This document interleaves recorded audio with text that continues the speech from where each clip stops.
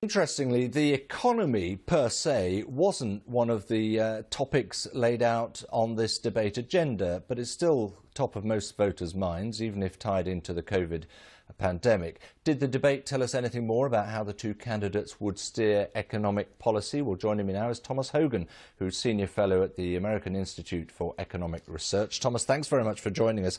Well, it did, didn't it? Would be the short answer. We got some pretty clear policy differences on the economy. Thanks. Good to see you.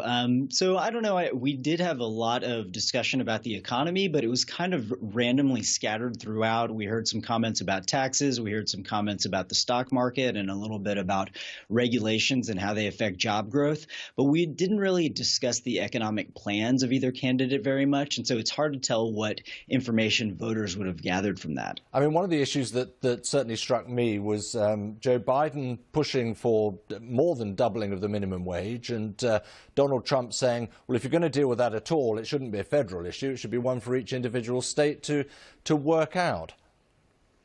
Right. I think that's true. I think that that size of an increase in the minimum wage would probably have some pretty serious effects on a lot of states, and it would be very different across the United States. And so, it's hard to tell what a big blanket policy like that would have in different states. We've definitely seen some cases like when Puerto Rico was subject to a minimum wage that was applied to a lot of other countries. They had a lot of low-skilled workers that became unemployed after that. And so it had a much bigger effect in that one part of the country than it did in most other areas. And so I think that's a legitimate concern. I mean, one of the other concerns Donald Trump was keen to raise was basically levels of spending. He talked about $100 trillion as the cost for the Democrats meeting their environmental commitments.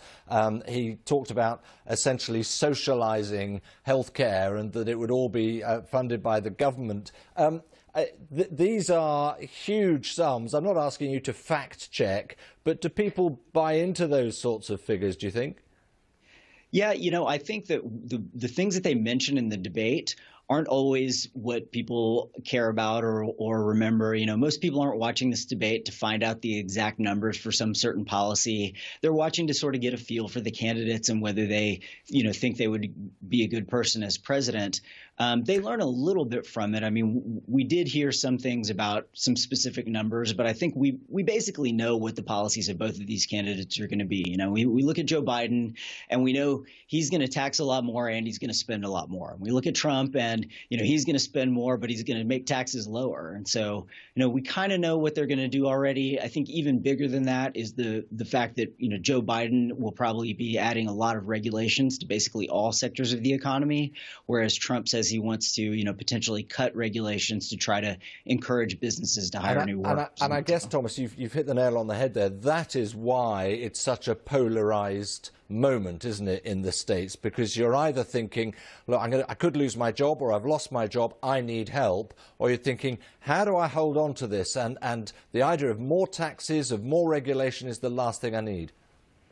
Right. It's tough. And I think the context is important right now for us because, the United States right now, we are just recovering from the worst ever economic downturn in U.S. history. In Q2, we had a contraction of 31.4%, which was bigger than the Great Depression. And yet we've largely bounced back from that. And the unemployment rate in April was 14.7%. We're already down to 7.9% in September. The long run average is 6%. So we should be looking towards something like that by the end of the year. But the problem is a lot of states are still restricted from the lockdown policies from the coronavirus crisis and lockdowns. OK, Thomas, thank you very much indeed for your insight. Thomas Hogan joining us there.